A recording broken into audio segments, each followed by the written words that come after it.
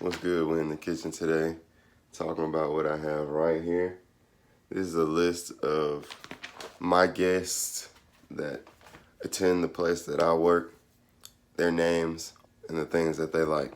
It's a guest book in a way, but more importantly, it's a book of my regular guests, whether I've turned them into regulars or they were regular beforehand and I kind of found out and I asked them their name. I've got it. Why?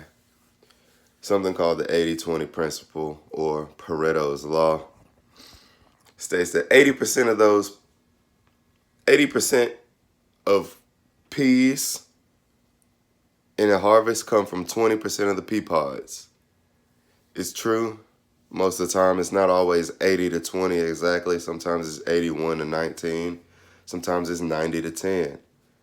But the fact is, not only do 80% of the peas come from 20% of pea pods, 80% of wins come from 20% of NBA teams. 80% of wins come from the top 20% MLB teams.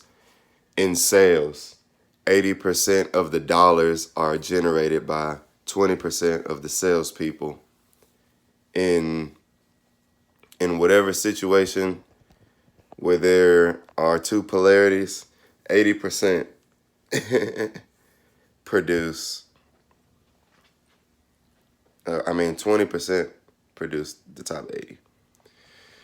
It's drawing on. Long story short, 20% of my guests in my store spend 80% of the money that's there, and I want to know those 20%'s names. That's why I keep this book. Do I know all 20% of the people? No. Do I forget people's names? Yes. But is this part of my grind? Absolutely. And I just want people to know why I do that. Because a lot of people know that I remember names. Like, oh, he's so good with names.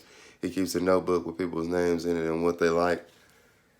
But I feel like they think that I do it out of just some random sense.